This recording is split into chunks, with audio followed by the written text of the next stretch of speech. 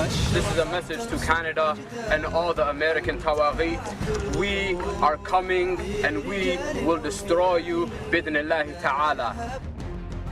Some chilling words from a terrorist group in Syria, as you heard. A member of the group called Islamic State in Iraq and the Levant is threatening to destroy Canada. Levant isn't just my last name. It also means the Eastern Mediterranean, so that's why they stole it. I don't like the fact they used my name. The news comes on the anniversary of the Boston Marathon bombing, and it's another potential case of North Americans being radicalized abroad. Security expert David Harris has been following the story, and he joins us with more from Ottawa. David, I was just joking about the word Levant. I wanted to explain that I am in no way involved with these guys, and I find them odious, but it seems like there's spokesman there who threatened Canada by name. It sounds like he's from the West. He's got a bit of an accent as he speaks, but he's obviously familiar with Canada, the United States, and it sounds like he came from here to go over there. He's with a pack of terrorists, but he's threatening to bring his terror back home. Well, let me say I'm relieved to hear you're not under deep cover at this point. That's right. But the fact is that does appear to be what we've got here, and it's becoming an ever more familiar pattern, as you well know. Any number of countries in the Western world, especially, of course, the United States, but Canada not far behind, have found people who have been, in some cases, born and bred here, and almost inevitably spent many of their years here. Going off to fight in some of these wars on the jihadi side of things, with all of the ramifications that implies, including the possibility, as the Canadian Security Intelligence Service has warned yet again recently, of a possible return. And then we have to ask ourselves what could happen when you have people who are militarily trained to an extremely high degree, quite possibly seeking martyrdom, and full of hate returning to this country. Well, that's the thing is, in Canada, they might just talk tough or study things on the internet or maybe put some pipe bombs together in their basement. But over there in Syria, they're actually fighting. They're training with real weapons and maybe even rocket launchers. And I mean, it reminds me of Omar Khadr, born in Canada, given every luxury and benefit of this country, but chose to get his training and do his terrorism overseas. You know, the thing is, part of me wants these guys to get the hell out of Canada, and I would rather these terrorists be in Pakistan, Afghanistan, Syria than here. Even though, I mean, I hate to inflict them on any other country, but better there than here.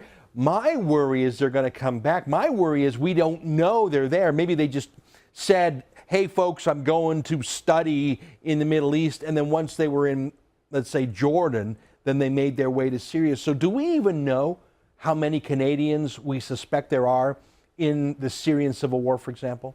Some numbers have been bandied about.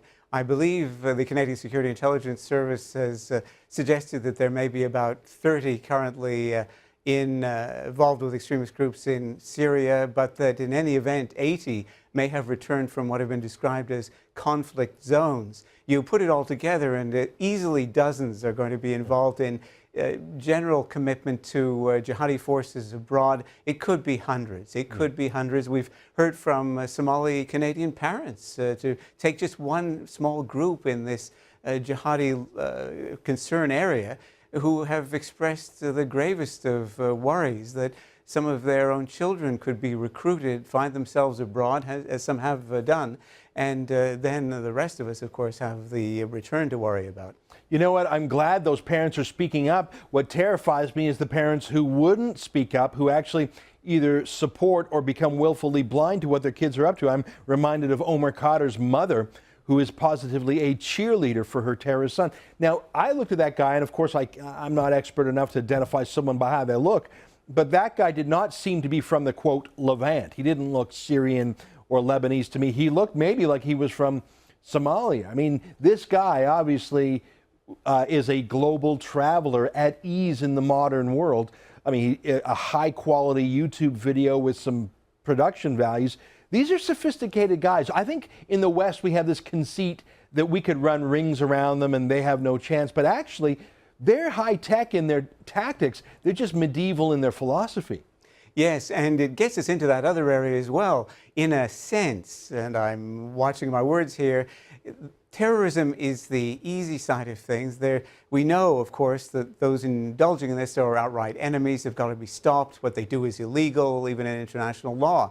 But there are the problems of what some might call agitation, others might call subversion within this country that can, indeed, even inadvertently, help prepare some individuals, especially youth, for radicalism by wrongly convincing them that, for example, Muslims in this country are all the time and everywhere being persecuted by their non-Muslim neighbors, even by their moderate Muslim neighbors. Let me ask you a little bit about the UK, because I think they're further down this road than we are. I think they have obviously a much larger Muslim population.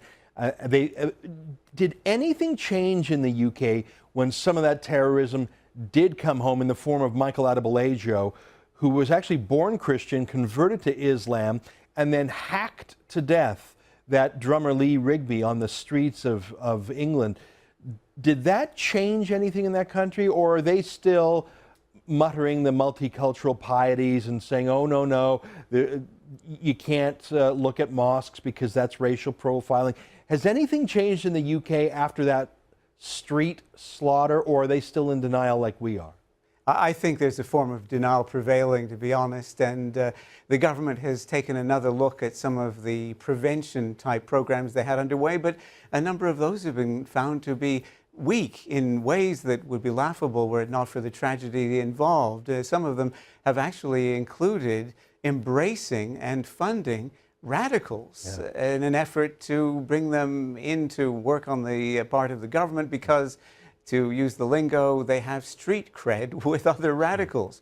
So it's a serious problem. Our immigration is huge. We're seeing, of course, the Muslim population, which was a few tens of thousands in 1981, now at perhaps 900,000. And an Environics poll in 2007 suggested that maybe 12% would have supported the Toronto 18 plot. So that leaves us with some concerns. Yeah, it's incredible. David, thanks for joining us today. We'll keep talking about this story, I'm sure, for months and years to come.